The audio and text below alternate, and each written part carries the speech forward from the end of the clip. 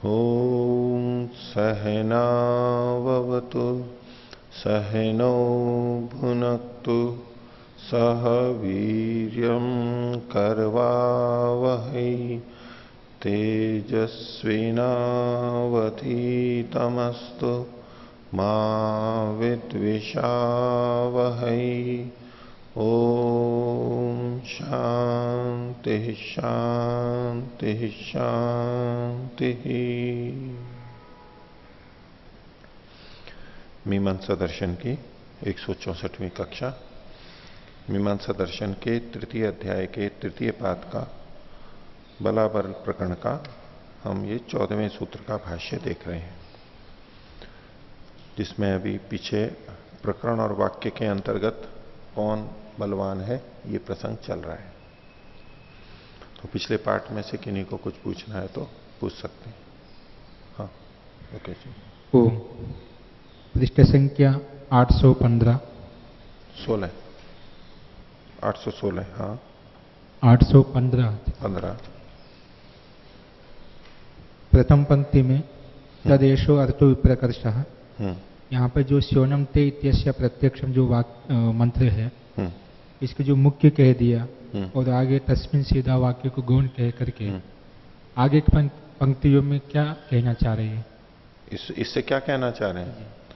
हाँ, कि इसको मुख्यतः इस तरह से देखेंगे कि मंत्र का विनियोग मंत्र में दिए गए शब्द या क्रियावाची शब्द या कोई देवतावाची शब्द उससे जुड़ करके होता है।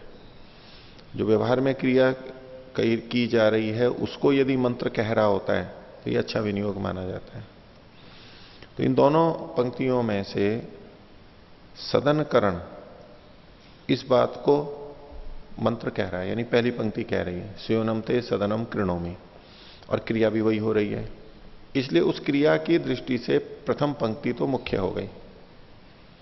अब उस सदनकरण में जहां स्थान बनाया गया है वहां पुरोडाश को फिर रखना है, स्थापित करना है। जुड़ी भी बात है लेकिन वो दूर की बात है। ये आप स्थान बना रहे हो तो क्यों बना रहे हो? क्योंकि पुरोडाश को वहां पर रखना है। ये दूर की बात हो गई। जुड़ा हुआ तो है, जुड़ तो जाएगा, लेकिन उसकी अपेक्षा वो दुर्बल होगा, अप्रधान होगा, और इसलिए उसको दुर्बल, ये पहली पंक्ति ही आएगी। इन दोनों में अर्थ का विप्रकर्ष इसी तरह बता रहे हैं कि दोनों पंक्तियों को यदि दोनों कर्मों में प्रयोग किया जाएगा तो प्रथम पंक्ति का अर्थ सन्निकर्ष है, सीधे सीधे जुड़ती है, इसलिए वो ही लगेगी वहां पर। दूसरी का दूर है इसलिए वो नहीं लगेगी। दोनों में से तुलना करनी हो कौन सी कहां लगेगी तो प्रथम लगेगी, यही कहना है। विपरीत भी करेंगे ऐसा ही। चौथी पंक्ति में जो अंतिम में हाँ। लिंगांतरितो विप्रकृष्टो भवति, ये लिंगांतरित किस प्रकार से? हाँ, दोनों दृष्टियों से देखा जाता है कि यहां जो अर्थ निकल करके आ रहा है ये लिंग से आएगा। वाक्य है, वाक्य से लिंग आएगा। वाक्य से लिंग, उससे श्रुति बनेगी। श्रुति लिंग वाक्य। तो जब सदनकरण कर रहे होंगे तो स्यूनम ते सदनम कृणोमि इस वाक्य से लिंग कल्पित होगा, सामर्थ्य बनेगा, और सामर्थ्य से फिर वहां पर श्रुति की कल्पना की जाएगी। तो लिंग और श्रुति दो बनी, एक लिंग बीच में आ रहा है। वाक्य और श्रुति के बीच में एक लिंग आ रहा है। यदि दूसरी पंक्ति को भी यहां पर लेते हैं तो दूसरी पंक्ति वाक्य हुई, उससे पहले एक लिंग होगा, और फिर प्रथम पंक्ति का भी लिंग आएगा, और फिर श्रुति आएगी। तो दूसरी पंक्ति श्रुति तक पहुंचने के लिए पहले तो अपने वाक्य के द्वारा अपनी पंक्ति के अंदर लिंग को बनाएगी, और फिर प्रथम पंक्ति का लिंग आएगा, और फिर उससे जुड़ते हुए श्रुति को पैदा करेगी। तो बीच में दो लिंग हो गए, इसलिए लिंगांतरित हो गया। बीच में एक और आ गया शब्द सामर्थ्य। सामर्थ्य जो है दो बार करना पड़ रहा है, ये एक दूरी है, एक कदम की दूरी है इसमें। और कोई? सप्तदश पृष्ठे अत्र प्रकरणस्य परिभाषा अस्ति कर्तव्यस्य इति कर्तव्यताकांक्षस्य वचनं प्रकरणं चेत् अनेन एतत् ज्ञायते यत् प्रथमा पंक्ति कर्तव्यस्य इति कर्तव्यताकांक्षस्य वचनं प्रकरणम् अनेन वचनेन एतत् ज्ञायते यत् प्रकरणे यत् प्रथमं वाक्यं वर्तते तदेव प्रकरणमुच्यते न तु अन्यत् चेत् संपूर्णमपि प्रकरणं कथम् अनेन कथितं भवति? नहीं, वो तो पूरा ही लेना पड़ेगा। जो पंक्ति भले ही हमारे को प्रथम दृष्टया ऐसी लग रही है, कर्तव्य से इति कर्तव्यताकांक्षस्य, इति कर्तव्यताकांक्षस्य ये तो विशेषण हो गया कर्तव्य का, इसलिए आप देख रहे हैं कर्तव्य से वचनम प्रकरणम, कर्तव्य का कथन करना इति कर्तव्यता है, नहीं ये प्रकरण है, कर्तव्य का वचन करना प्रकरण है। अब इसको दो दृष्टियों से देख सकते हैं। प्रथम दृष्टि से जैसा आप देख रहे हैं उसमें तो जो शुरू में कर्तव्य यानी तो कर्म, जो मुख्य कर्म है उसका कहना ये प्रकरण कहलाएगा, तो वो तो संगत नहीं लगेगा, क्योंकि वो एक ही चीज है तो फिर पूरा प्रकरण जो बाद की चीज है तो उसमें नहीं आएंगी। इस दृष्टि से तो आप जो आपका प्रश्न उठ रहा है इसको थोड़ा व्यापक अगर देखेंगे, कर्तव्य मतलब पूरा कर्म, नाम तो लिख दिया है ठीक है, कर्तव्य कर्म है, दर्शपूर्ण मास है, जो भी प्रारंभ में लिख दिया, लेकिन वो उतने से पूरा कर्तव्य तो होता नहीं है, पूरा कर्म तो होता नहीं है। तो कर्तव्य का मतलब पूरे कर्तव्य का कथन प्रकरण कहलाता है। प्रारंभ में कर्तव्य शब्द जो करने योग्य है उसका नाम आ गया, लेकिन वो साकांक्ष है, तो उससे संबद्ध जो बातें कही गई हैं उन सबको मिलाकर के भी तो कर्तव्य ही बनता है। इति कर्तव्यता की आकांक्षा है किसी कर्म को, वो कर्म कर्तव्य है, तो वो कर्तव्य कब होगा पूरा, जब इति कर्तव्यता की बातें भी सारी जुड़ेंगी उसमें। उस दृष्टि से देखेंगे तो वो पूरे को व्यापक को भी ले सकते हैं। कर्तव्य से वचनम प्रकरणम, जो जो करना है उसका कहना, सबका कहना, उससे संबंधित प्रकरण कहलाता है। अत्र यथा परिभाषा वर्तते तथा यदि स्यात् तर्हि क्वचित् एकस्य कार्यस्य विधानं कृत्वा तदनन्तरमेव यदा द्वितीयस्य कार्यस्य विधानं भवति तदापि तु यत् प्रथमं कार्यमस्ति तत् इति कर्तव्यताम् अपेक्षते, तस्मात् कारणात् तदपि प्रकरणं भवितुमर्हति। वही प्रकरण कहलेंगे, उसको इस तरह से लगाइए फिर कि हमने बोला अथा देवयज्ञ, अब देवयज्ञ का प्रकरण शुरू हो गया, शीर्षक आ गया ना, मुख्य आ गया, तो वो प्रकरण हो गया शुरू, वही प्रकरण है। हम कहेंगे कि इस बीच में और जो जो कथन किए जाएंगे किसी के लिए, तो वो किससे संबंधित होंगे, देवयज्ञ से संबंधित होंगे, उससे संबंधित ही होंगे। तो प्रकरण जो शीर्षक के रूप में आया कि भाई अब ये होगा, अब ये होगा, अब भोजन होगा, अब सैंधवम आना है बोल रहे हैं, अब पर्यटन के लिए जाना है, जंगल में घूमने जाना है, यात्रा करनी है, अब कहें कि सैंधवम आना है।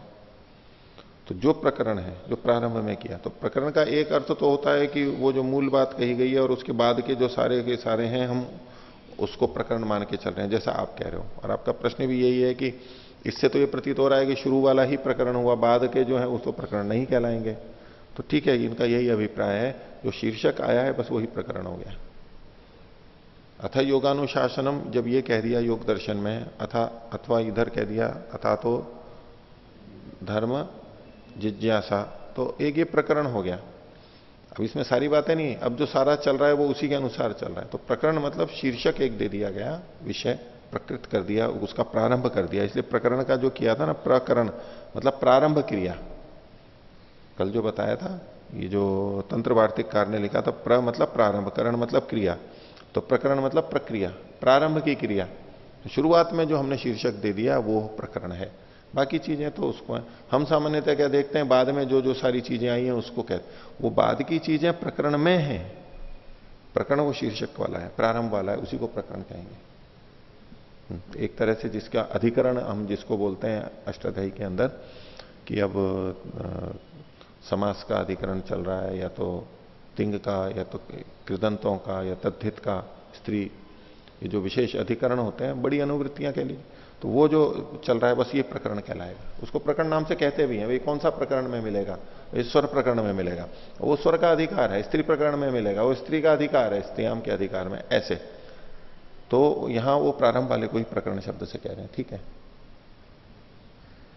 अत्र एतत् प्रष्टुमिच्छामि, यथा एकं वचनमस्ति स्वर्ग कामो यजेत तदनन्तरमेव यदि द्वितीयं किञ्चित् विधानं वर्तते तत्र तस्य इति कर्तव्यतायाः कथनं नास्ति तर्हि अधुना स्वर्गकामो यजेत इति वचनम् इति कर्तव्यताम् आकाङ्क्षते चेत् तस्मात् कारणात् तदपि प्रकरणं तु न भवितुमर्हति यतोहि तदनन्तरमेव द्वितीयं विशिष्टं कर्म विधीयते। यथा यदि तो कल्पनायां ब्रूते नैव अत्र अर्थसङ्ग्रहे दीयते अत एव अर्थसङ्ग्रहे उभयाकाङ्क्षा प्रकरणम् इति परिभाषा वर्तते।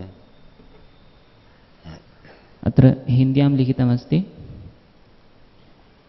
ठीक है, वो बात भी ठीक है कि इसमें यहां जो कहा गया, देखो यहां जो कहा गया आप दोनों दृष्टियों से देख सकते हैं कि यहां कहा गया, आपका प्रश्न इनका ये है अब कि अर्थ संग्रह में जैसे कहा कि उभयाकांक्षा को प्रकरण कहा, यानी प्रारंभ में जो शीर्षक कहा गया वो और उसके बाद का जो वर्णन है वो, शीर्षक को इनकी आकांक्षा है अन्यों की और अन्यों को शीर्षक की आकांक्षा। यहां कहेंगे भी वो आकांक्षा वाला वाक्य जो कल अंत में था ना, उसके बाद में प्रकरण में भी आकांक्षा रहती है एक दूसरे की, वो बात आएगी। आकांक्षा तो है, कल जो हम अंत में पाठ देख रहे थे तो पूर्व पक्षी ने कहा था 818 पर तुल्य बले एते कारणे इति कुथा इतरत्रापि आकांक्षा इतरत्रापि, दोनों जगह आकांक्षा है। वो आकांक्षा क्या है अगले अनुच्छेद में वो बात आएगी। तो आकांक्षा तो होती है दोनों में, लेकिन जिस तरह की आप वाक्य रचना की दृष्टि से देख रहे हो तो प्रकरण आप किसका कहेंगे? यद्यपि जहां दोनों की आकांक्षा हो उसको हम प्रकरण कहते हैं, लेकिन मुख्य आकांक्षा किसकी तरफ से होगी? जो प्रथम कहा गया है उसको अन्यों की आकांक्षा है। अगर टुकड़े में देखेंगे तो उसको इसकी आकांक्षा, तो ये जो वाक्य की दृष्टि से देखेंगे बाद में कोई वाक्य आया तो उसको भी तो पहले वाले की आकांक्षा है, ये कब किया जाए, ये कार्य कब किया जाए, किस मुख्य क्रिया से जुड़ करके ये किया जाए, इस तरह की आकांक्षा उसको भी होती है। तो परस्पर संबद्ध तो होंगे ही, पर फिर भी इसमें मुख्यता प्रथम जो दिया गया है उसी की होती है, उसके लिए बाद के हैं। बाद के सारे वाक्यों में सब जगह आकांक्षा हो ये नहीं आवश्यक होता है, बस वैसे ही लिखा हुआ है उसको आप कोई स्वतंत्र रूप से भी ले सकता है, शीर्षक से या तो प्रकरण से न जोड़ते हुए स्वतंत्र भी कोई कर सकता है उसको, ऐसा भी संभव है। कुछ जगह आकांक्षा भी होती है, तो दोनों दृष्टियों से कथन है, कोई आपत्ति नहीं इसमें तो। अत्र यह परिभाषा दीयते मीमांसा दर्शने प्रकरणस्य सा परिभाषा सर्वत्र न घटते एतदहं वदितुमिच्छामि। यथा यतोहि अत्र यथा वदति क्वचित् हिन्द्यामेव लिखितमस्ति, यहाँ उभय का अर्थ है अंग तथा अंगी। इससे स्पष्ट हो जाता है कि अंग और अंगी में ही परस्पर आकांक्षा होने पर प्रकरण माना जाएगा, अन्यत्र नहीं। अर्थात जहां पर केवल पहले दर्श पूर्ण मास के बारे में कह दिया, एक वचन कह दिया कि दर्श पूर्ण मासाभ्याम यजेत, अब उसमें इस कर्म का विधान करके फिर तुरंत एक नया ही कर्म अग्निहोत्र का विधान कर दिया मानो, तो ऐसी स्थिति में कह रहे हैं कि जो दर्श पूर्ण मासाभ्याम यजेत है वो इति कर्तव्यता की आकांक्षा तो रखता है, परंतु इति कर्तव्यता की आकांक्षा रखने पर भी वो पूरे को देखेंगे तो वो प्रकरण नहीं कहलाएगा, क्योंकि दोनों अलग अलग कर्म इन्होंने दिया है जी इस तरीके का। अग्निहोत्र और दर्श पूर्णमास का उदाहरण दिया है इन्होंने? नहीं, दर्श पूर्णमास का दिया हुआ है, अग्निहोत्र का भी साथ में दिया, साथ में ऐसा नहीं लिखा है। तो आप बोल रहे हो ना, मैंने ये पूछा आपसे कि ऐसा कोई उदाहरण कहाँ है? इसमें उसी तरीके जो की आपने बात बोला उसमें तो उदाहरण आया नहीं जी, इसमें अभी पंक्ति में ढूंढ के थोड़ा बताता हूँ। फिर आपने किया, अगर ऐसा है तो ठीक है, देखिए उसको थोड़ा व्यापक आप ले लीजिए, और ऐसा कोई स्थल मिलता है उसको हटा देंगे उतने को, उससे हमें पता लग जाता है कि भाई ये इसकी आकांक्षा नहीं है, यहां पर आकांक्षा नहीं है, और अन्य स्थल हमारे को मिलेंगे। ठीक है, एक जगह मान लो मुख्य मुख्य कर्म सारे बता दिए, एक दूसरे की अपेक्षा नहीं है, केवल क्रम के रूप में ये बता दिए गए। अब इति कर्तव्यता की आकांक्षा तो है, अब उसके बारे में शास्त्र में कहीं और वर्णन मिलेगा, फिर उसी शीर्षक को लेकर और फिर अन्य चीजें वहां पर मिलेंगी, फिर दूसरे को लेकर के उससे संबंधित चीजें मिलेंगी। तो इस शैली से हमें पता लग जाएगा कि भाई यहां अपेक्षा है, इसकी इति कर्तव्यता आकांक्षा यहां पूरी होती है, वहां तो केवल इनका क्रम मुख्य मुख्य का 2, 3, 4 को एक साथ बता दिया गया, इससे हमें पता लग जाता है। तो सबको देखेंगे तो वहां भ्रांति नहीं होगी, लेकिन फिर भी शीर्षक के अनुसार ही होगा। ये जो क्रम है, मुख्य कर्म बताया, फिर मुख्य कर्म बताया, फिर मुख्य कर्म बताया, तो वहां उस तरह से तो किया ही नहीं जा रहा है पूरा विवरण। आकांक्षा सबको है, लेकिन आकांक्षा की पूर्ति वहां नहीं हो रही है एक दूसरे से। तो ठीक है, दूसरी जगह से होगी जहां कहीं ना कहीं वर्णन कर रखा होगा, उसी जगह पे प्रकरण नहीं माना जाएगा, नहीं माना जाएगा, वो पता लग जाएगा ना, पता लग जाएगा ना इसमें। तो यहां इन्होंने जो कहा कि कर्तव्य का इति कर्तव्यता की जिसको आकांक्षा है उसका कथन करना ये प्रकरण कहलाता है। तो ठीक है, शीर्षक शीर्षक रूप में अगर कोई दे रहे हैं तो हम कहेंगे कि भाई यहां पर केवल शीर्षक को बताना ही मुख्य है, मुख्य मुख्य प्रकरण को, अगर ऐसा है कहीं तो ठीक है। और कुछ? हाँ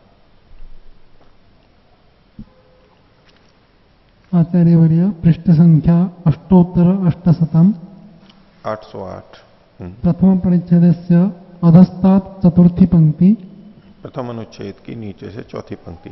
न च लिंग प्रामाण्ये विनिगमनायां हेतुरस्ति, अत्र अन्य शब्दस्य अध्याहारः कृतः ह्यः, तस्य स्थाने द्वितीय अर्थ भवितुमर्हति किमिति प्रश्नः। लिंगस्य प्रामाणिकतायां सिद्धायां सत्यां बलाबलस्य विनिगमनायां हेतुर्नास्ति इति एषोऽपि अर्थ भवितुमर्हति किम्? ठीक है, तो इनका यह कहना है कि न च लिंग प्रामाण्य, यहां सती सप्तमी मानेंगे कि लिंग का प्रामाण्य सिद्ध हो गया, पीछे जो हेतु दिया गया इससे लिंग का प्रामाण्य सिद्ध हो गया। अब उसके बाद में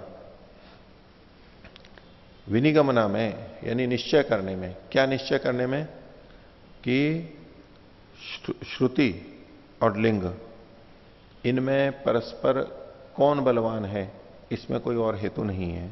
विनिगमनायाम हेतु नास्ति, न च लिंग प्रामाण्य विनिगमनायाम हेतु रस्ति। ऐसा होने पर बलाबल इन दोनों के निश्चय में और कोई हेतु नहीं है। और इसलिए तस्मात् तुल्य बले इते कारणे, इसलिए तुल्य बल है, कोई विशेष हेतु तो है नहीं, ये अर्थ अधिक संगत है। ठीक है, और तो आगे का पाठ देखते हैं।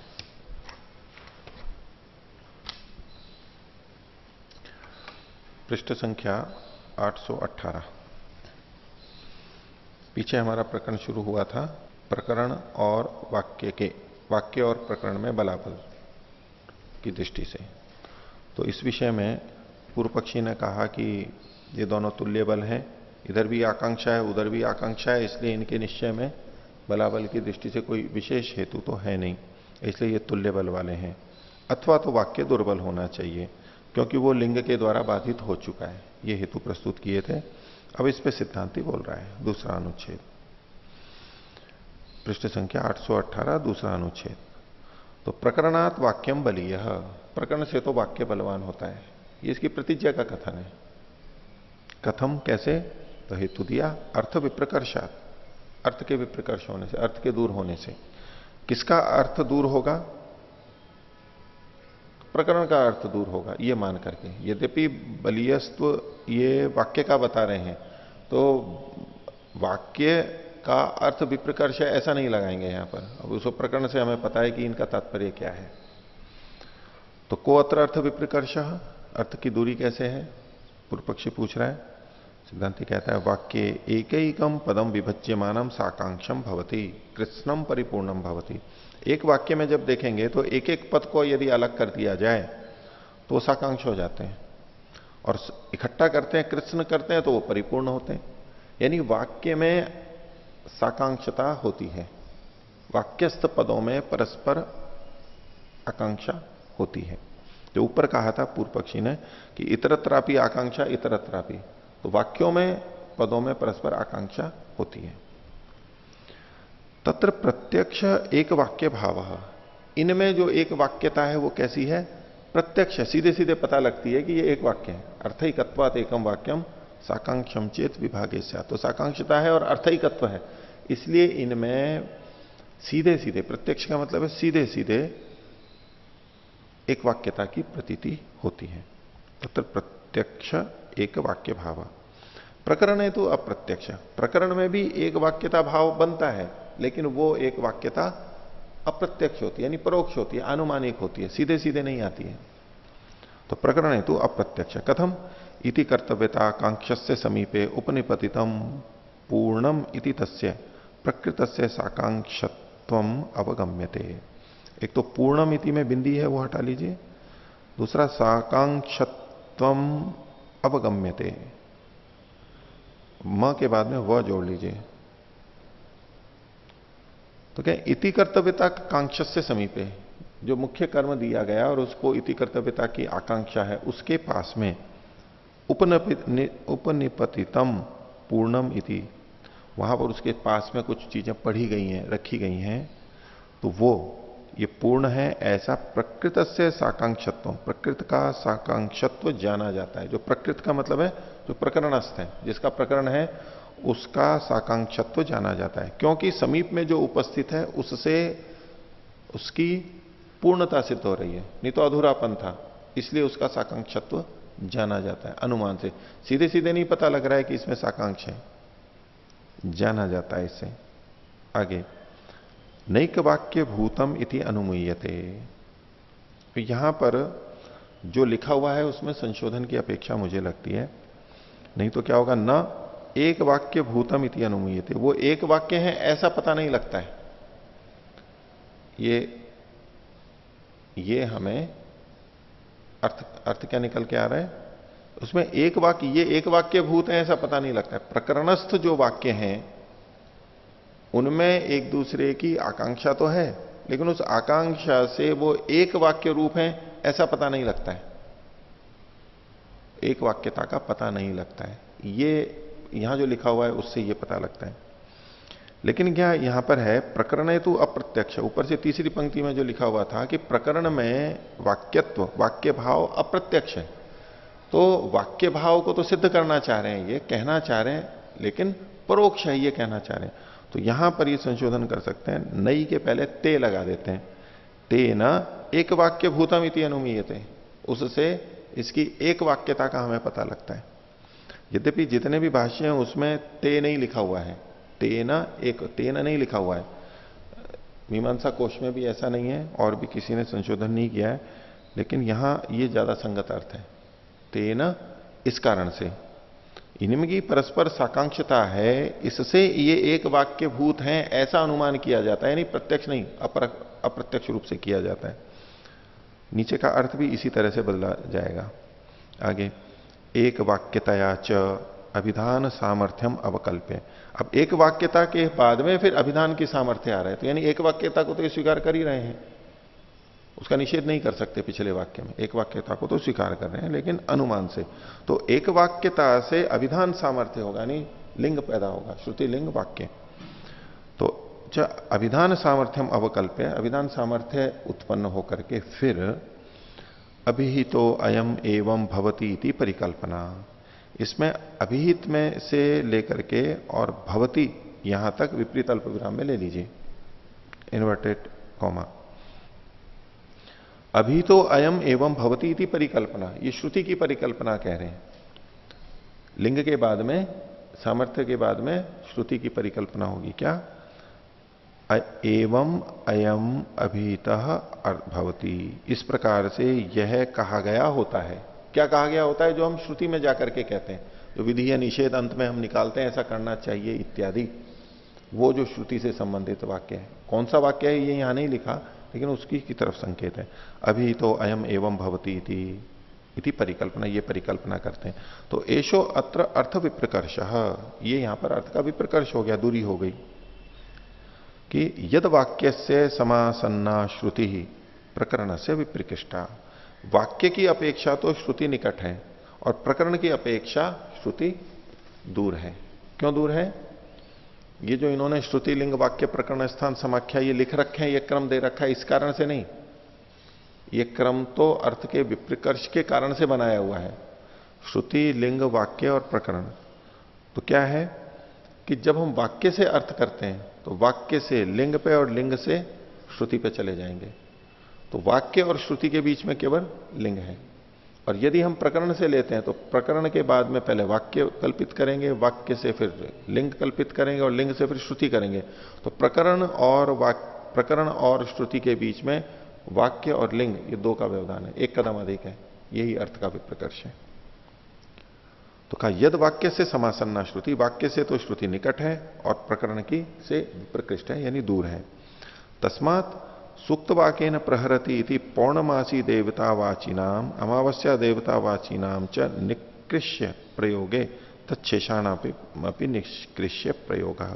तो इसलिए सुक्त वाक्य न प्रस्तरम प्रहरति वो जो वाक्य था, और उसका जो सुक्त वाक दिया हुआ था जो हमने पीछे देखा, उसमें अब क्या करेंगे, पौर्णमासी देवता वाची जो वाक्य हैं, शब्द हैं, और अमावस्या देवता वाची जो वहां पर शब्द पढ़े गए हैं, अमावस्या के देवताओं का कथन, पूर्णमासी के देवताओं का कथन, उनका निष्कृष्य प्रयोग है, जब उसका वहां से हटा करके प्रयोग किया जाएगा। यानी सूक्त वाक्य में तो पौर्णमासी और अमावस्या दोनों के देवताओं का कथन एक साथ किया गया है। अब जब हम सूक्त वाक्य वहां पर बोलेंगे तो वहां पूर्णमासी होगी तो पूर्णमासी के देवताओं का ही कथन होगा, और अमावस्या होगी तो अमावस्या के देवता को निकाल के वहां प्रयोग करेंगे। तो जब इन देवताओं को निकालेंगे, वहां से हटा करके प्रयोग करेंगे, तो तत्शेषानामा भी निष्कृष्य प्रयोग है। तो उसके जो शेषभूत वाक्य थे पीछे जो इन्होंने बताया था, उसको अभिवृद्धेताम महो ज्यायो अक्रताम आदि, या दूसरा भी जो था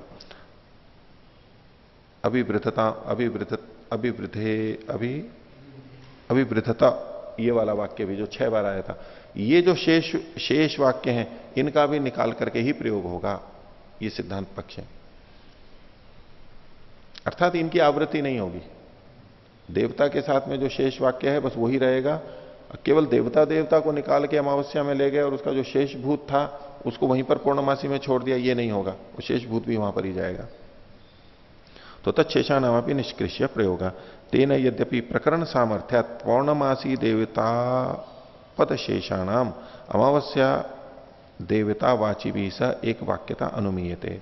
अब कह रहे हैं कि यद्यपि प्रकरण के सामर्थ्य से, प्रकरण जब एक चल रहा है और उसमें ये सारा का सारा पढ़ा गया है, तो उसके आधार पर पौर्णमासी देवताओं के पद का जो शेष है उनका अमावस्या देवता वाचियों के साथ में एक वाक्यता का ग्रहण किया जा सकता है, कि एक ही प्रकरण में पढ़े गए हैं। ये जो है अभिवृद्धेता महो ज्यायो अक्रताम 2 बार आए हैं, एक पौर्णमासी में एक अमावस्या में। तो इन दोनों का परस्पर, प्रकरण क्या चल रहा है, दर्श पूर्णमास का प्रकरण चल रहा है, तो उस प्रकरण में ये दोनों स्थित हैं, तो दोनों का प्रयोग साथ साथ हो जाएगा, ऐसा कोई सोच सकता है, परिकल्पना कर सकता है, ऐसा अनुमान से करेगा वो। इति सह एक वाक्यता अनुमीयते। लेकिन प्रत्यक्षातु अमावस्या देवता पदई सह, लेकिन इन वाक्यों की, किनकी, शेष वाक्यों की अमावस्या देवता के पदों के साथ में एक वाक्यता प्रत्यक्ष है। अब यहां जो अमावस्या देवता पदई से अमावस्या शब्द है, इसकी जगह यहां पर पौर्णमासी शब्द होना चाहिए। यद्यपि लिखा हुआ ये अमावस्या ही मिलता है सब जगह, नीचे युधिष्ठिर जी ने टिप्पणी भी दी है। हम वाक्य रचना को देखेंगे तो ये टिप्पणी के अनुसार बिल्कुल ठीक लग रहा है, क्योंकि देखिए वाक्य में क्या था, यद्यपि प्रकरण सामर्थ्यात् पौर्णमासी देवता पद शेषाणाम, तो पौर्णमासी के देवता पद के जो शेष वाक्य हैं उसकी किन देवतावाची पदों के साथ प्रत्यक्ष एक वाक्यता है, तो पौर्णमासी वालों के साथ ही एक वाक्यता होगी। उस दृष्टि से यहां पर संशोधन कर लेना चाहिए, किस तरह से गलत हो गया, अथवा इनका कोई और तात्पर्य हो तो कह नहीं सकते। तो प्रत्यक्षातु अमावस्या जो लिखा हुआ है, अमावस्या देवता पदई सह, तो अमावस्या की जगह पौर्णमासी देवता पदई सह, ये संगत है। आगे न च प्रत्यक्ष विरोधे अनुमानम संभवती, या तो हम यहां ये करेंगे, वैसे तो इन्होंने वाची भी सह एक वाक्यता अनुमीयते, और इसी बात को अगर कहेंगे तो कि अप्रत्यक्षातु अमावस्या देवता पदई सह, या तो यहां पर अप्रत्यक्ष शब्द लगा देंगे, तो अनुमानिक है तो यानी अप्रत्यक्ष है, और यदि अनुमानिक के कहने से ही सह एक वाक्यता अनुमीयते, इससे ही अप्रत्यक्ष चीज आ गई है, तो पौर्णमासी के साथ में प्रत्यक्ष है इसको बताने के लिए तो यहां पर फिर पौर्णमासी शब्द आएगा। तो न च प्रत्यक्ष विरोधे अनुमानम संभवती, प्रत्यक्ष के विरोध में अनुमान नहीं हो सकता है। नहीं, प्रत्यक्ष जो अर्थ आ रहा है अनुमानिक अर्थ उससे दुर्बल ही माना जाएगा। अब इसमें जैसे हम बहुत बार सूत्रों के अर्थ देखते हैं या मंत्रों के अर्थ देखते हैं, तो जब प्रमाण प्रस्तुत किए जाते हैं, यहां ये लिखा हुआ है, यहां ये लिखा हुआ है, तो जो कई बार तो वो बात सीधे सीधे लिखी भी होती है वहां पर, एक हम वो वहां पर सीधे नहीं लिखी होती लेकिन परोक्ष रूप से लेते हैं, अनुमान करते हैं कि ये लिखा है इसका मतलब है ये होगा। तो जब कभी इन दो अर्थों का को देखना होता है तो जो प्रत्यक्ष अर्थ आ रहा होता है उसको बलवान ही माना जाएगा, परोक्ष अर्थ को दुर्बल माना जाएगा। एक सिद्धांत इसमें हो गया। तो अर्थवती च प्रकरण संजाते न निराकांक्षाणाम आकांक्षा शक्या उपपादयितुम। और इस प्रकरण के अर्थवान हो जाने पर, कैसे अर्थवान होगा? प्रत्यक्ष रूप से ही अर्थवान होगा। प्रत्यक्ष रूप से यानी वाक्य से ही ये जब अर्थवान हो गया है, प्रत्यक्ष रूप से प्रकरण के अर्थवान हो जाने पर, जब ये निराकांक्ष हो गया, जब ये सार्थक हो गया, अर्थवान हो गया, तो मतलब निराकांक्ष हो गया। अब जहां आकांक्षा थी और वो आकांक्षा पूरी हो गई, अब वो निराकांक्ष हो गया। तो निराकांक्षा नाम आकांक्षा न शक्या उपपादयितुम। तो उनकी जो निराकांक्ष हैं उनके बारे में फिर से आकांक्षा पैदा करना, किससे? अनुमान से, वो ठीक नहीं है। जब वाक्य के जोड़ से ही वो निराकांक्ष हो गए हैं, तो प्रकरण के आधार पर फिर से उनमें आकांक्षा पैदा करना वो ठीक नहीं है। इस पे पूर्व पक्षी कहता है अथ यदुक्तम, जो मैंने ये कहा था, लिंगे नापि ही तत्बाध्यते, ये जो वाक्य है वो लिंग से भी बाधित होता था। बाध्यते, बाध्यते के बाद जो पूर्ण विराम है उसकी जगह अल्प विराम, ठीक है। अतः प्रकरणे नापि बाधित अव्यमिति, इसलिए प्रकरण से भी लिंग को बाधित, इसलिए प्रकरण से भी वाक्य को बाधित होना चाहिए। एक से बाधित है तो दूसरे से भी होना चाहिए। अब एक सामान्य रूप से कथन कर रहा है पूर्व पक्षी। इस पे सिद्धांति कह रहा है न यद अन्य नापि बाध्यते तद भंगुरम अन्यत्रापि इति अवगंतव्यम। कोई एक दूसरे से बाधित हो रहा है, इसका यह मतलब नहीं है कि वो अब अन्य जगह भी बाधित ही होगा, ये कोई निर्णय नहीं हो सकता है। अतः भंगुरम, और यदि आप ये मानते हो कि वो बाधित ही होता है, कहां पर? अन्य जगह पर भी। लिंग से तो बाधित होगा ही वाक्य, लेकिन वो वाक्य एक बार बाधित हो गया तो हर जगह बाधित होगा। अगर आप ये कहोगे तब तो प्रमाणमेव न अभविष्यत, फिर तो वो प्रमाण ही नहीं बनेगा, क्योंकि यहां तो लिंग से बाधित हो रहा है वाक्य, और इसीलिए आप कह रहे हो कि हर जगह बाधित होगा, तो फिर लगेगा कब वो? जब हर जगह अप्रामाणिक होगा, हर जगह बाधित हो रहा है, तो उसका प्रमाण तो कहीं रहा ही नहीं, फिर तो अप्रमाण हो जाएगा वो। तो अथ भंगुरम, तो भंगुर का मतलब है अन्यत्रापि, तो प्रमाणम एवं अभविष्यत। आगे किंचित तो प्रति कस्यचित प्रभाव, किसी के प्रति तो किसी का प्रभाव होगा ही, वो कितना भी दूसरों से प्रभावित होता हो, लेकिन उसका किसी न किसी पे तो कोई प्रभाव होगा ही, क्योंकि उससे भी तो दुर्बल कोई ना कोई होगा किसी न किसी क्षेत्र में। चलो किसी क्षेत्र में हम सबसे दुर्बल हैं, हमारे से दुर्बल कोई मिल ही नहीं रहा है, हालांकि तो ये भी तो बहुत दूर की परिकल्पना है, कोई ना कोई तो मिल ही जाता है उससे कम। तो एक क्षेत्र में मान लो नहीं भी हो तो किसी दूसरे क्षेत्र में, तो कहीं ना कहीं किंचित तो प्रति कस्यचित प्रभाव, किसी के प्रति तो किसी का प्रभाव होगा ही। इसको प्रवचन का विषय भी बना सकते हैं। मीमांसा की बातों के प्रवचन तो सुनने को मिलते नहीं है ना लोगों को, तो ऐसे बहुत सारे हैं। हम उस समय जब पढ़ते थे तब भी ऐसे बहुत सारे कहते थे ये तो प्रवचन का विषय है पूरा। आजकल प्रोत्साहित करने वाला ज्यादा होता है ना, लोगों को प्रोत्साहन करना, क्या बोलते हैं उसको? मोटिवेशन का बहुत होता है। मोटिवेशन, उसके लिए बहुत सारे उपदेश भी करते हैं और उसको बहुत बड़ा भी माना जाता है, बहुत पैसा भी लेते हैं। मोटिवेशन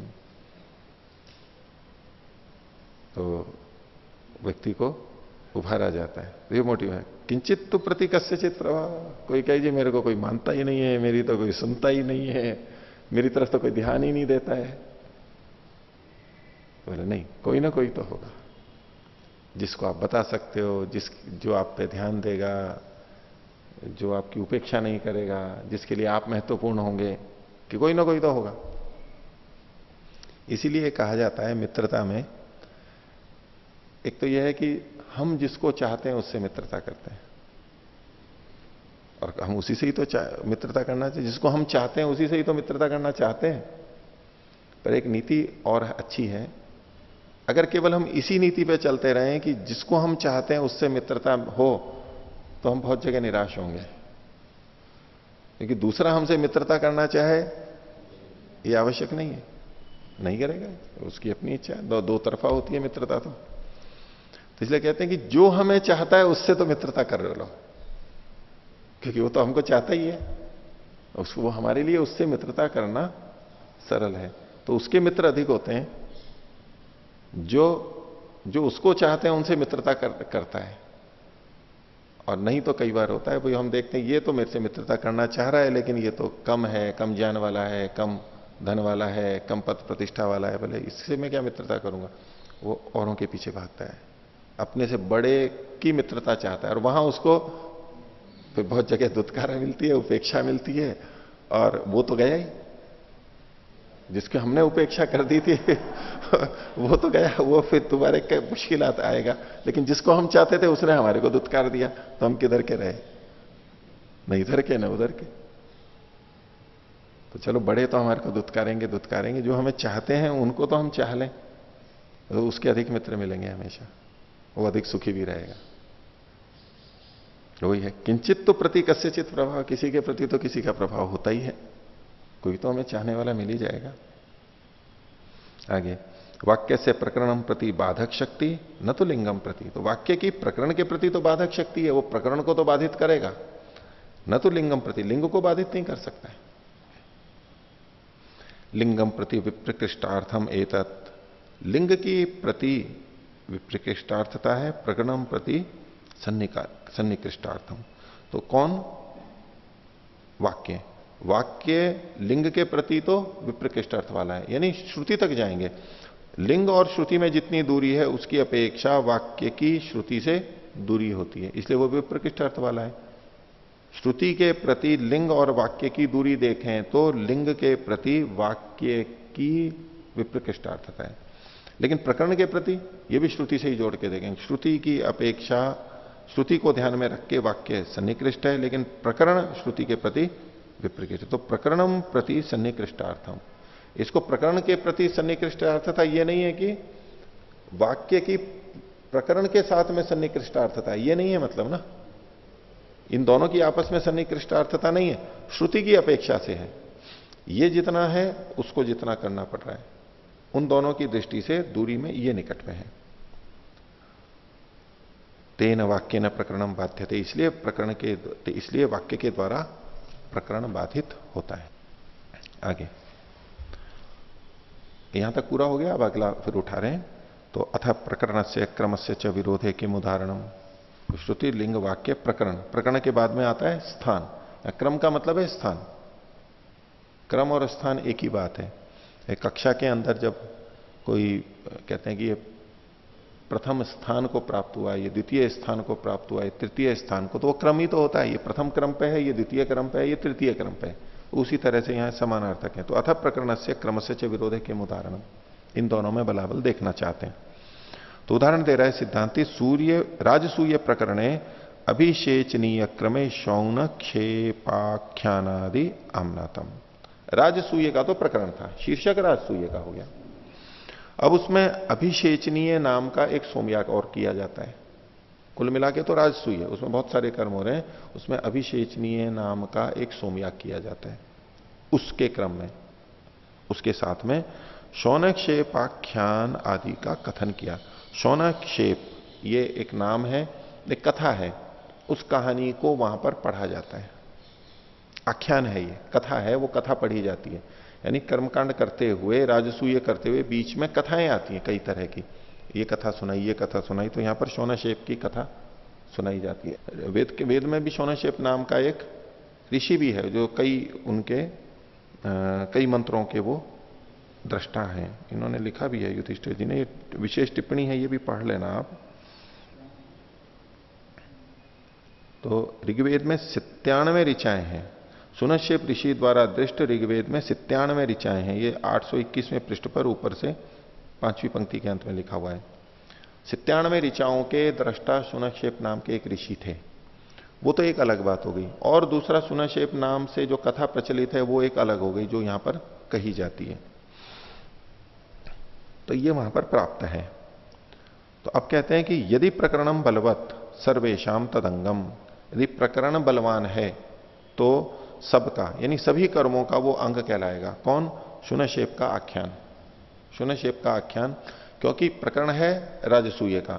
राजसूय के अंदर जितने भी कर्म आ रहे हैं उन सब में बीच में शून्यशेप का आख्यान किया जाएगा, प्रकरण यदि बलवान है तो। और यदि क्रम बलवान है तो ये शून्यशेप का आख्यान क्यों? क्योंकि अभिषेचनीय के क्रम में कहा गया है। अभिषेचनीय नामक सोमयाग में कहा गया है राजसूय के अंतर्गत ही, तो ये केवल वहीं पर ही लगेगा। यदि स्थान या क्रम को हम माने तो वहीं लगेगा, प्रकरण को लेंगे तो उस प्रकरण में सब जगह अनेक जगह वो प्राप्त होने लगेगा, ये भेद आएगा। तो यदि प्रकरणम बलवत सर्वेशम तदंगम, यदि क्रम अभिषेचनीय और क्रम को बलवान मानेंगे तो केवल अभिषेचनीय में ही लगेगा। तो किम तावत प्राप्तम, सिद्धांति ने पूछा, तो पूर्व पक्षी कह रहा है तुल्य बले एते कारण हेति, दोनों तुल्य बल हैं। कुतः न तावत विशेषम उपलभामहे ये न अवगच्छाम इदम बलीय थी, कोई विशेष हेतु तो हमारे को मिल नहीं रहा है जिससे हम कह सकें कि इन दोनों में से, प्रकरण और क्रम में से, प्रकरण और स्थान में से ये बलवान है। तस्मात् तुल्य बले एते कारण थी, इसलिए दोनों तुल्य बल हैं। एक सामान्य सा हेतु दे दिया इसने, कोई कारण हमें नहीं मिल रहा है, इसलिए हम तो समान ही मानेंगे। अपिच प्रकरणम वाक्य न बाधितम, इसको दूसरे ढंग से कह रहा है कि वाक्य तो प्रकरण के द्वारा बाधित हुआ था, पीछे ही देख करके आए थे। तस्मात बाध्यता क्रमेणा भी, तो इसलिए क्रम से भी वो बाधित होना चाहिए। जो बाधित हुआ है तो उसमें बाधित होने का धर्म है तो बाधित ही होगा, बाधित करने का धर्म नहीं है तो वो बाधित करेगा नहीं। ऐसा ये सामान्य तो दृष्ट, सामान्य रूप से दृष्ट होता है। जो व्यापक रूप से देखते हैं ना, सामान्य तो दृष्ट। आजकल जमाना खराब है, लोग झूठ बहुत बोलते हैं, तो बोले ये भी है, बोले ये भी झूठ बोलता होगा, ये भी चोरी करता होगा। ये जो एक व्यापक रूप से करते हैं ना, सरलीकरण कर देते हैं ना, किसी सूत्र का, सिद्धांत का सरलीकरण कर देते हैं, व्यापक कर देते हैं। व्यापक दृष्टि जिनकी होती है ना, वो फिर सब जगह घटाने लग जाते हैं। जो विशेष दृष्टि वाले होते हैं वो सब जगह नहीं घटाते, वो विशेष ही कहीं कहीं ही घटाते हैं, व्यापक दृष्टि नहीं होती है, उसमें अंतर होता है। तो इस दृष्टि से व्यापक दृष्टि कौन होना चाहिए या संकुचित दृष्टि होनी चाहिए। अब अर्जुन ने उसको देखा पक्षी को, तो उसकी तो व्यापक दृष्टि नहीं थी, वो तो केवल आंख पे ही टिका हुआ था, और दूसरों की व्यापक दृष्टि थी, वो पूरे पक्षी को देख रहे थे या पूरे पेड़ को देख रहे थे। वो व्यापक दृष्टि वाले होते हैं। जो व्यापक दृष्टि वाले होते हैं उनमें सामान्यता रहती है, जो विशेष दृष्टि वाले होते हैं उसमें नहीं। जो संकुचित दृष्टि वाले होते हैं उनमें विशेष दृष्टि होती है।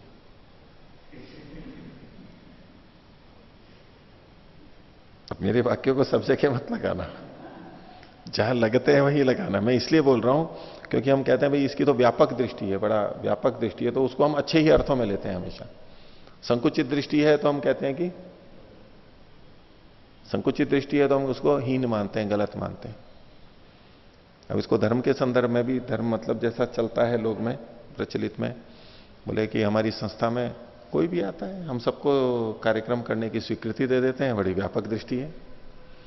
और हमारी संस्था के अंदर हम कहीं और जाएं, वो रख लेते हैं, हमारे को कर लेते हैं, हाँ ठीक है ये जी कर रहे हैं, ये कर रहे हैं, प्रवचन कर रहे हैं, क्योंकि हमारे द्वारा उनको कोई बाधा नहीं होती, वो सब व्यापक दृष्टि वाले होते हैं। लेकिन वो हमारे यहाँ पर आए, बोले जी हम भी यहाँ कार्यक्रम करना चाहते हैं, अब वो वहाँ कुछ प्रतिमा पूजन भी करेंगे, माला भी चढ़ाएंगे, चित्र के अगरबत्ती भी करेंगे। हम कहेंगे भाई ये तो नहीं करने देंगे हम। तो हमारी दृष्टि कैसी है? संकुचित दृष्टि। और संकुचित दृष्टि है तो फिर हम उनको स्वीकार नहीं कर सकते। तो जो संकुचित दृष्टि वाले होते हैं वो विशेष होते हैं। अब मैं प्रशंसा कर रहा हूं और जो व्यापक दृष्टि वाले होते हैं वो सामान्य होते हैं। आप देख लेना, कहीं भी देख लेना, जिसकी भी विशेष दृष्टि होगी, जिसकी भी संकुचित दृष्टि होगी, चुन चुन करके विवेक यही तो करता है, अलग अलग कर देता है। ये ऐसा, ये ऐसा, ये इतना, ये इतना, ये इतना अच्छा, इसमें ये गुण और इसमें ये गुण, इसमें ये दुर्गुण। ये जो जिसकी संकुचित दृष्टि होगी, सबको सरलीकृत नहीं करता है, वो विशेष को विशेष ही रहने देता है, उसकी विशेष ही दृष्टि होगी, तो संकुचित दृष्टि ही होगी। अब वैसे तो वाक्य हम अलग अलग व्याख्या कर सकते हैं। सर्वे भवन्तु सुखिनः, सर्वे सन्तु निरामया, सर्वे भद्राणि पश्यन्तु मां कश्चित् दुःख भाग भवेत्। बड़ी प्रसिद्ध प्रार्थना है और कितनी व्यापक है। ऐसी प्रार्थना कौन कर सकता है? जो विशाल दृष्टिकोण वाले होते हैं, व्यापक दृष्टि वाले होते हैं। अब इस प्रार्थना पे कई बार प्रश्न कर ही देते हैं, तो भाई वेदों में तो लिखा है जो दुष्ट हैं उनके तो सुख की कामना नहीं करनी चाहिए, उनकी तो हानि करनी चाहिए, दुष्टों की तो हानि करनी चाहिए। और बोले ये प्रार्थना व्यापक है और ये अच्छी है। और वेदों में तो और वैदिक धर्म में तो अलग अलग संकुचित प्रार्थनाएं दी गई हैं। तो इसी कैसे, लेकिन बोलते तो हम भी हैं इसको यज्ञ के बारे में, लेकिन वो विशेष दृष्टि होती है, बुरे के साथ बुरा, अच्छे के साथ अच्छा। समान व्यवहार और व्यापक व्यवहार तो है अंधेर नगरी चौपट राजा, टके शेर भाजी टके शेर साजा। कितनी समानता और व्यापकता की दृष्टि है। सब समान भाव, सबका समान भाव, व्यापक दृष्टि है ना, सरलता, विशेष दृष्टि नहीं है, संकुचित दृष्टि नहीं है, नहीं इसको ज्यादा मिलेंगे इसको कम मिलेंगे, ये व्यापकता में वो हानि होती। तो सर्वे भवन्तु सुखिने में भी, वैदिक धर्म में भी इसको पूरी तरह घटाया जा सकता है, लेकिन अलग अलग तरीके से। जो अच्छे हैं उनके लिए सीधा है कि ये सुखी हो, और जो बुरे हैं कि इनको दंड मिले और दंड मिलकर ये सुधरें और फिर सुखी हो जाए। तो वैदिक धर्म में भी ये हमारी व्याख्या विपरीत नहीं पड़ेगी। वेदों में लिखा गया है दुष्टों को दंड दिया जाए, तो वो भी तो उनके सुख के लिए ही दिया जा रहा है, उनके सुख के लिए ही तो किया जा रहा है। ये दुष्टों को नष्ट कर दें, उनको मृत्यु दंड दे दें, ये भी उनके सुख के लिए किया जा रहा है। वैदिक हिंसा हिंसा न भवती। वेद में अगर दुष्टों को मारने के लिए कहा गया है तो वो हिंसा नहीं है वास्तव में, वेद हिंसा की बात करता ही नहीं है, वो तो अहिंसा की ही बात करता है, और उससे उनका हित ही है। नहीं तो मनुष्य जीवन में रहते रहते वो न जाने कितने पाप कर्म कर लेंगे कि आगे न जाने कितने योनियों तक शरीरों में, अन्य योगियों में जाना पड़ेगा, जाना पड़ेगा, जाना पड़ेगा। तो ये जो इस तरह की हिंसा होती है, ये उनके भी हित के लिए है, और ईश्वर भी ऐसा ही चाहता है, इसीलिए उसने ऐसा उपदेश दिया है, और इसीलिए ये मुक्ति में बाधक भी नहीं होता है। राजा को करना पड़ता है ना ये सब, ये मुक्ति में बाधक नहीं है, मुक्ति में सहायक है, क्योंकि समाज को वो निष्कंटक बनाता है। जो अन्य लोग, सज्जन लोगों को साधना में बाधा पहुंचाते हैं, मुक्ति में बाधा पहुंचाते हैं, उनके लिए अनुकूल वातावरण पैदा कर रहा है। अब उसको हम देखेंगे कि उनको मार रहा है, दुष्टों को मार रहा है, नहीं, वो जो सज्जन है उनके लिए मुक्ति का मार्ग प्रशस्त कर रहा है, और जो मुक्ति के मार्ग को दूसरों का प्रशस्त करता है उसकी मुक्ति क्यों नहीं प्रशस्त होगी, वो मुक्ति में क्यों नहीं सहायक होगा। तो विशेष व्यापक दृष्टि एक अलग है, संकुचित दृष्टि अलग है। देखिए चलो कहां तक पहुंच गए थे हैं? हाँ, तो तस्मात् तुल्य बले ये कारण है, ये तो तुल्य बल है, ये तो समान ही मानेंगे। तो अपिच प्रकरणम वाक्येन बाधितम, हाँ ये तो हमने कर लिया था, प्रकरणम वाक्येन बाधितम तस्मात् बाध्यता क्रमेणापि। ये जो सामान्य दृष्टि थी, व्यापक दृष्टि कि भाई बाधित हो गया तो हो ही गया, ये उसका परिणाम है, तो ये कोई हेतु तर्क नहीं होता है, बुद्धिपूर्वक नहीं है ये। एवं प्राप्ते ब्रूम, ऐसा होने पर, यानी पूर्व पक्षी के ऐसा होने पर अब सिद्धांति बोल रहा है कि प्रकरणम क्रमात् बलीय, प्रकरण तो क्रम से बलवान होता है, ये सिद्धांत हो गया इसका। प्रतिज्ञा कुतः, हेतु दे रहे हैं, अर्थ विप्रकर्षात, वही हेतु है जो सब जगह दे रहे हैं। पूर्व पक्षी वही पूछ रहा है को अत्र अर्थ विप्रकर्ष, अब सिद्धांति उत्तर दे रहा है। प्रकरणवत साकांक्षत्वात् तत्सन्निधा नामना तेना, ये लिखा हुआ है, ये जो ना है ना इसको व कर लीजिए, तत्सन्निधौ आमना तेना परिपूर्णेन अपि अवकल्पेत एक वाक्यत्वम, यहां अल्प विराम ले लीजिए। न तो क्रमवतः क्रमे आमनातेन, प्रकरणवतः साकांक्षत्वात्, प्रकरणवतः ये पंचमी विभक्ति लेंगे हेतु में, प्रकरण वाले के साकांक्ष होने के कारण से, जो प्रकरण वाले हैं उनके साकांक्ष होने के कारण से, तत्सन्निधौ उनके निकटता में, आमनातेन जो बगल में पढ़े गए हैं उनके द्वारा, परिपूर्ण न, जिससे कि वो सारा परिपूर्ण हो जाता है, यानी निराकांक्ष हो जाता है, अवकल्पेत एक वाक्यत्वम, उनकी एक वाक्यता कल्पित की जा सकती है, क्योंकि साकांक्ष के पास में वो पढ़े गए हैं और वहां पढ़े जाने से वो उसको परिपूर्ण कर रहे हैं, इसलिए उनकी एक वाक्यता, परस्पर संबद्धता सिद्ध होती है। न तो क्रमवतः क्रमे आमनातेन, क्रम वाले के साथ में क्रम में पढ़ने से उनकी एक वाक्यता सिद्ध नहीं होती है, केवल इसलिए कि वो पास में पढ़ा हुआ है इसलिए एक वाक्यता सिद्ध नहीं होती है। परस्पर संबद्ध होने, साकांक्ष होने पर परस्पर एक वाक्यता आती है, पास पास में पढ़े होने मात्र से एक वाक्यता नहीं आती है।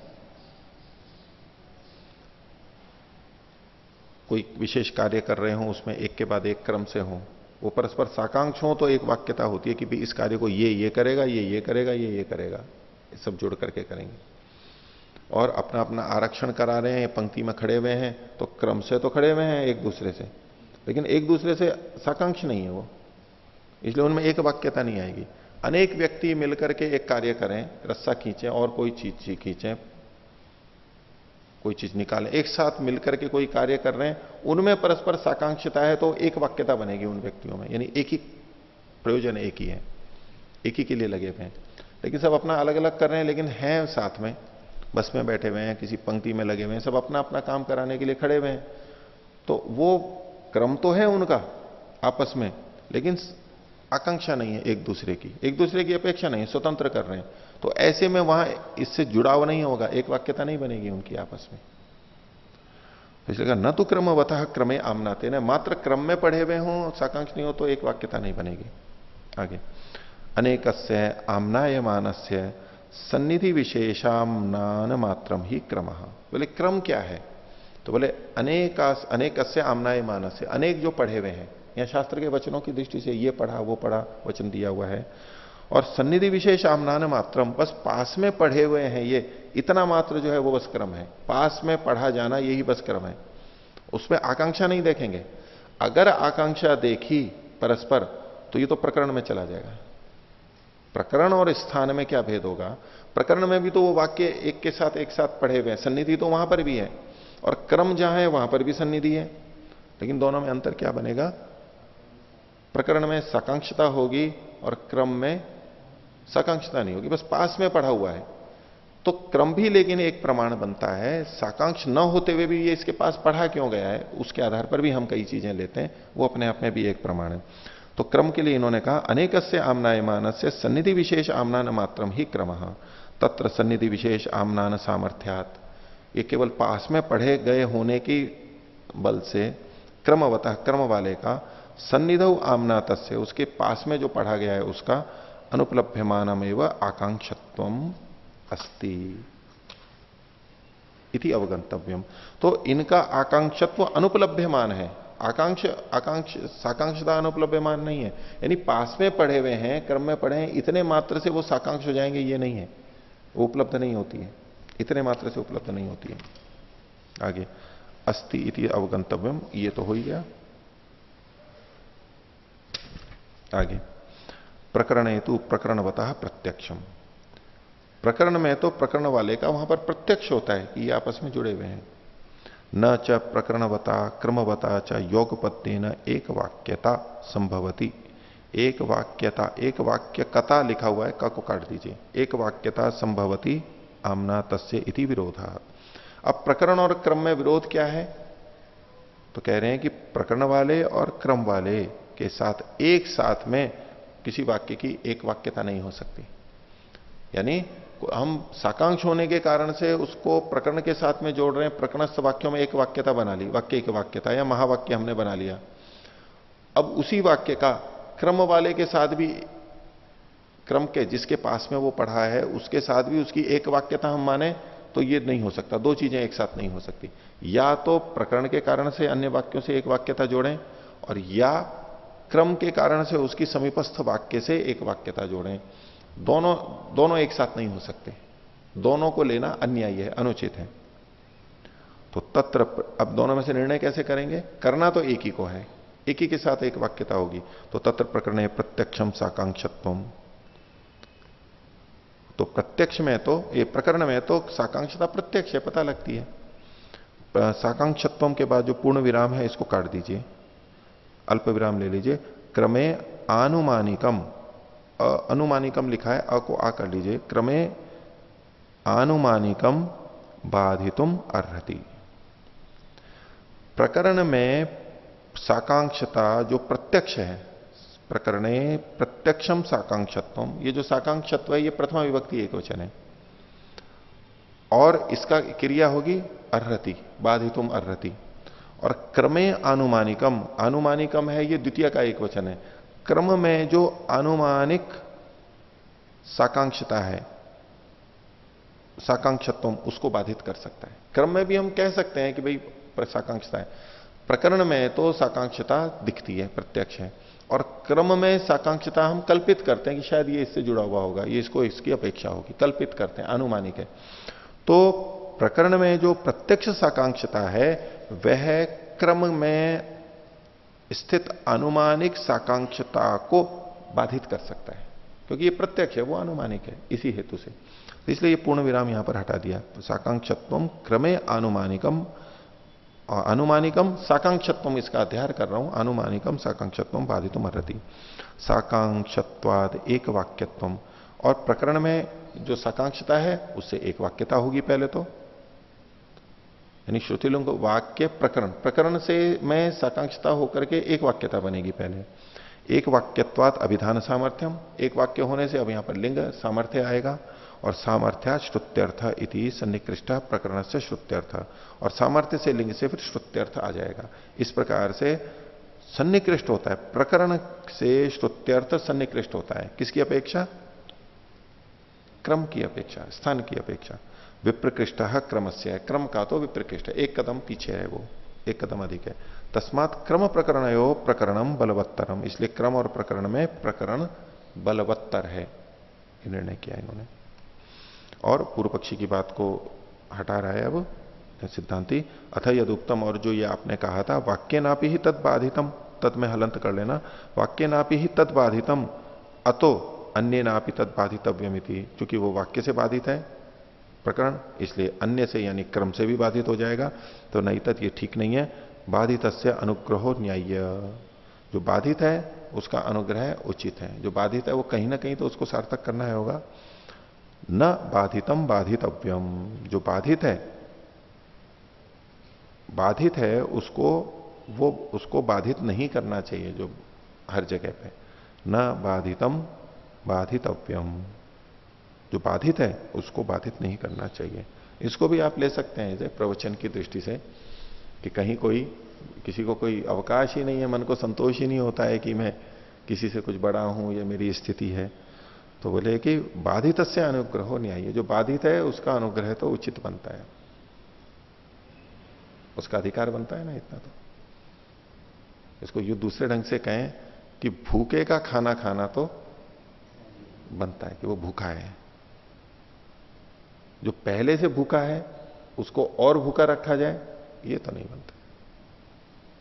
कभी ना कभी तो खाना खिलाना ही पड़ेगा। ठीक है, कभी खाना नहीं दिया, लेकिन कभी तो उसको स्थान देना पड़ेगा, कभी तो उसके लिए कोई घर में कोई बड़ा व्यक्ति आ गया, बड़ा अतिथि आ गया, तो हम उसकी तरफ ध्यान केंद्रित करते हैं। चलो उस समय वो बाधित होगा जो सामान्य अतिथि है, लेकिन बाद में कभी ना कभी तो उससे हमारे को ध्यान देना ही पड़ेगा, नहीं तो ठीक नहीं है। स्थिति विशेष में बाधित कर सकते हैं, विशेष होगा तो, नहीं तो सामान्य स्थिति में तो ध्यान देना ही पड़ेगा। आगे, अतः क्रम समाख्या और विरोधे किम उदाहरणम, अब क्रम और समाख्या के बीच के विरोध को यहां पर उठाया जा रहा है। किम बलवत्तरम इति, और इनमें कौन सा बलवान है? तो सिद्धांत कह रहे हैं पौरोडाशिकम इति समाख्याते कांडे सन्नाय्य क्रमे शुंधत्वम देव्याय कर्मणे इति शुंधानार्थो मंत्र समाम्नातः। अच्छा, इसको हम आगे देखते हैं, अगली कक्षा में देखेंगे। इसको पीछे एक ये देखिए, ये जो शुनशेप का आख्यान कहा गया है, इसका विवरण तो आप देखना।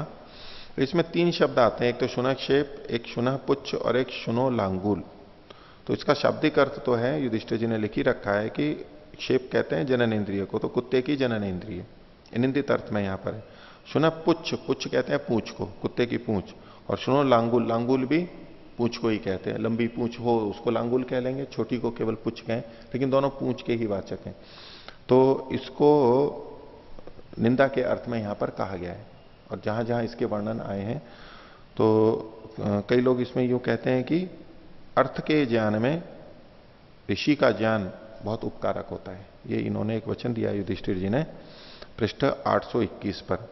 ये ऋग्वेद के भाष्यकार हैं वेंकट माधव, इन्होंने ऋषियों को लेकर के काफी चर्चा की है। तो अर्थ के ज्ञान में ऋषि का ज्ञान बहुत उपकारक होता है, ये एक बात कही है। अब ऋषियों के संदर्भ में एक बात चलती रहती है कि ऋषि जो होते हैं वो मंत्र के दृष्टा होते हैं, मंत्र के दृष्टा होते हैं, मंत्र के अर्थ के प्रचारक होते हैं, सिद्धांत के प्रचारक होते हैं, ये कहा जाता है। तो कहते हैं कि यदि ये नाम है उनका, तो ये मंत्र के अर्थ में क्या सहायक है? नाम है किसी व्यक्ति का होगा, उसका मंत्र के अर्थ के साथ में से क्या लेना देना? नाम है तो है बस। इसलिए फिर वो कहते हैं कि जो ऋषि नाम है वो भी जो मंत्र के दृष्टा थे उनके लिए नहीं है, ऐसा कोई तर्क युक्ति देते हैं। और चूंकि बहुत सारे ऋषियों के जो नाम वहां लिखे गए होते हैं वो शब्द उन मंत्रों में आए हुए होते हैं, जैसे शुनशेप है, ये शब्द मंत्र में भी आया हुआ है। तो इसमें यह समझना चाहिए कि जो ऋषियों हैं, तो ये ऋषियों के नाम, महर्षि ने जो बात लिख रखी है उसको हम ठीक मानते हुए आगे कह रहे हैं कि मंत्र के दृष्टा हैं, मंत्र के प्रचारक हैं, लेकिन ये उनके अपने वो वास्तविक नाम नहीं है, ये उनके गुणानुसार नाम है, उपनाम है इनके, कि किसी अन्य नाम कुछ और है और उस व्यक्ति ने मंत्र को देखा, मंत्र का दृष्टा बना, तो मंत्र में जो शब्द आए हैं वो ही उसका नाम पड़ गया। अनवर्थ था, कुछ कहीं ना कहीं अनवर्थता देखेंगे। तो इसलिए ऋषि के नाम का विश्लेषण मंत्र के अर्थ को जानने में सहायक हो जाता है, क्योंकि ये नाम वैसे नहीं है, हमेशा उसके अपने नहीं है, मंत्र से जुड़ करके जो उसने अपने में जो सिद्धि प्राप्त की, जो ज्ञान की स्थिति को प्राप्त किया, या उसकी जो पहले स्थिति थी उसको बताने के लिए ये नाम मंत्रों के अनुसार रखे गए हैं, अथवा इससे जो सिद्धि प्राप्त होती है। कई जगह ऋषियों के नाम जो होते हैं वो मंत्र में नहीं आते हैं, तो वहां मंत्र में जो चीज कही गई है, जो बातें बताई गई हैं कर्तव्य या अकर्तव्य के रूप में, ग्रहण करने या छोड़ने के रूप में, उनको करने से व्यक्ति वैसा बन जाता है। वहां जो ऋषि का नाम लिखा हुआ है उस शब्द से जो अर्थ प्रतीत हो रहा है वो अनवर्थ संज्ञा मानते हुए कि इन गुणों वाला, इस शब्द का इस नाम वाला ऋषि है, मतलब इन गुणों वाला ऋषि है, और इस मंत्र को जीवन में उतारने से व्यक्ति ऐसा हो जाता है, इस तरह उसके साथ में जोड़ सकते हैं, इससे ये परिणाम आने वाला है। तो उस मंत्र के साक्षात्कार से उस व्यक्ति में वो परिणाम आया और उसका अनवर्थ संज्ञा ये पड़ गई, तो रहा तो ऋषि का ही नाम, लेकिन मंत्र से जुड़ करके हुआ। तो इस ऐसा अगर हम संगति लगाते हैं तो दोनों ही बातें जुड़ जाती हैं। ऋषि नाम मंत्र के दृष्टा और प्रचारक का है, और इससे मंत्रों के अर्थ को समझने में भी हमें सहायता मिलती है, और मंत्र से क्या परिणाम आता है ये भी हमें सहायता मिलती है, ऐसे ले सकते हैं। तो ये शुनशेप और ये सब ऋषि के नाम यहां पर लिखे गए हैं। तो जैसे इन्होंने शुनः पुच्छ और शुनो लांगुल का कहा, तो कुत्ते की पूंछ, हरियाणा में तो गाली भी दी जाती है, कहते हैं कुत्ते की पूंछ, कुत्ते की बूंच, ऐसे बोलते हैं क्या? बोलते हैं बावड़ी बूच बोलते हैं हरियाणा में बोलते हैं, मतलब पागल पूंछ किसी को बोलते हैं, ऐसे कुत्ते की पूंछ भी बोलते हैं। वो किस लिए? कुत्ते की दुम किसी व्यक्ति को कहते हैं गाली के रूप में, कि भी कुत्ते की दुम नली में डाल दो, वो सीधी नहीं होती है, कितनी भी देर रख लो, यदि जो समझाने पर भी ना समझे वापस वैसी की वैसी पूंछ। ये कहावत भी प्रचलित है, युधिष्ठिर जी ने भी इस बात को इसमें लिखा है। तो हठी दुराग्रही पुरुष के लिए यह शब्द प्रयोग किया गया है। तो ऐसा व्यक्ति इस मंत्र उन जहां जहां इनके नाम आते हैं उसमें हठ दुराग्रह रहा होगा, उस स्थिति वाले होंगे। इसी तरह शुनशेप है, इसके लिए एक शब्द और इन्होंने दिया है युधिष्ठिर जी ने इसको खोलने के लिए, कि ऋग्वेद में ये 7:21-5 में शिष्णदेव शब्द आया है। शिष्णदेवा, जो शिष्ण को देव मानते हैं। अब इसके अंदर कुछ लोग इस शब्द से शिवलिंग की पूजा को वेद से सिद्ध करते हैं। आज जो शिवलिंग पूजा, और इससे फिर वो मूर्ति पूजा को सिद्ध करते हैं। इस प्रश्न का उत्तर वेदपाल जी सुनीत ने भी दिया था जोधपुर के अंदर, जिसमें उनका देहांत भी हो गया था। उसमें महापौर के द्वारा वो बैठक, यानी नगर निगम के द्वारा बुलाई गई थी, गोष्ठी थी शतपथ ब्राह्मण पे, वो अध्यक्ष भी थे और बोले भी थे इस बिंदु पे वो, तो वहां के सभागार में थी। तो उन्होंने इस बात को कहा था, बोले इसका अर्थ तो ये था कि ये ऐसे लोग जो उसी से ही क्रीड़ा करते हैं, उसी में ही जो रत हैं, वो हमारे पास ना आए, वो हमारे से दूर रहें। यानी कामी पुरुष, अति कामी पुरुष हमारे बीच में ना रहे, वो हमारा राजा ना बने, हमारा अधिकारी ना बने, इत्यादि बातें वहां पर थी, जो कि बहुत अच्छा अर्थ था। वो उन्होंने स्वर से भी सिद्ध किया था वहां पर। और इसका महर्षि ने भी जो अर्थ किया है, महर्षि का भाष्य इस पे मिलता है, शिष्ण देवा अर्थात अब्रह्मचर्या, जिनका ब्रह्मचर्य नहीं है, यानी अतिकामी है।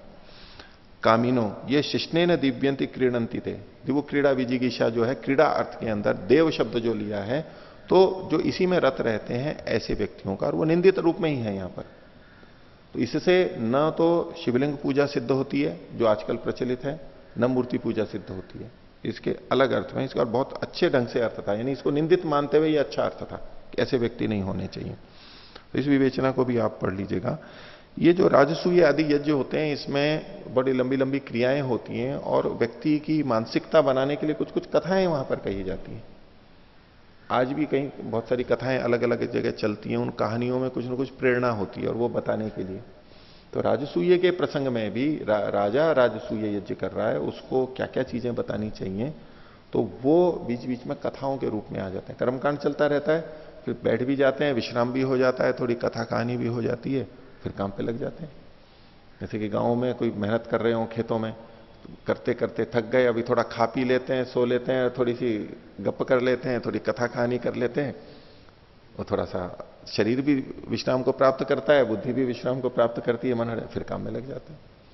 बीच बीच में कुछ चुटकुले हो गए, कुछ कथा कहानी हो गई, इसका इसमें उपयोग होता रहता है। इसको तो और विस्तार से आप देख लीजिएगा। तो आज का पाठ हम इतना ही रखते हैं, आगे फिर जो क्रम और समाख्या का जो विरोध है उसको देखेंगे। प्रणाम।